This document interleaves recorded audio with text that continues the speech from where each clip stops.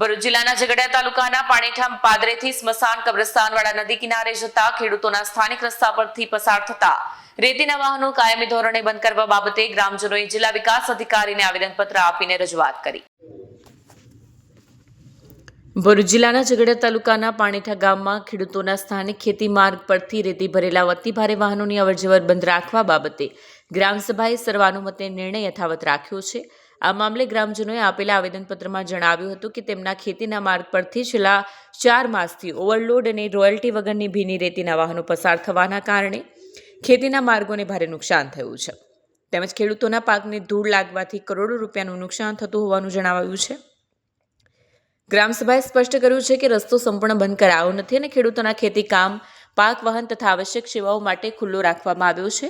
અનુસૂચિત આદિજાતિ વિસ્તાર અને PACSA અધિનિયમ 1996 તથા ગુજરાત પંચાયત અધિનિયમ 1993 હેઠળ ગ્રામસભાના અધિકારો મુજબ આ નિર્ણય લેવામાં આવ્યો હોવાનું પણ જણાવાયું છે. ગ્રામ પંચાયતે સક્ષમ અધિકારીઓને નિયમો મુજબ મંજૂરી આપવા વિનંતી કરી છે. તેમજ જાહેર હિત ખેતી પાકના સંરક્ષણ અને માર્ગ સલામતી માટે રેતીનામાં ભારે વાહનોની અવરજવર પર પ્રતિબંધ અને આવશ્યક હોવાનું જણાવ્યું છે. મારું નામ તડવી રાકેશભાઈ અરવિંદભાઈ, સરપંચ શ્રી ગ્રામ પંચાયત પાનેઠા.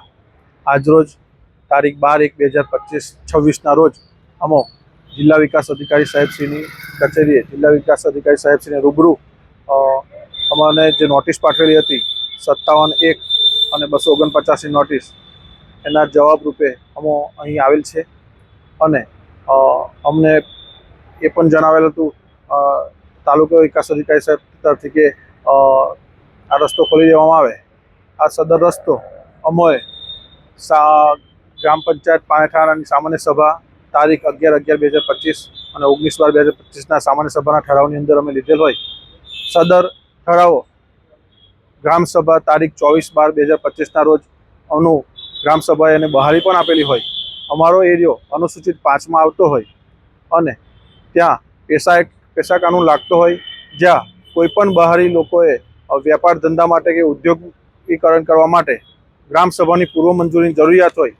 સદર બાબત વારંવાર અમોએ જિલ્લા વિકાસ અધિકારી સાહેબશ્રીને પણ આ બાબતે ધ્યાન દોરાયું હોય કે અમારો વિસ્તાર અનુસૂચિત 5માં આવતો હોય તો પેશા કાનૂન લાગતો હોય અને પૂર્વ મંજૂરી વગર આ રીતના બીજા જિલ્લાના લીઝના વાહનો અહીંયાથી પસાર થઈ શકે નહીં. એ લોકો પાસે કોઈ પરમિશન મંજૂરી નથી, છતાં પણ એ લોકોને એ વાતનું ધ્યાન ન લેતા અને અમને લાગી રહ્યું છે કે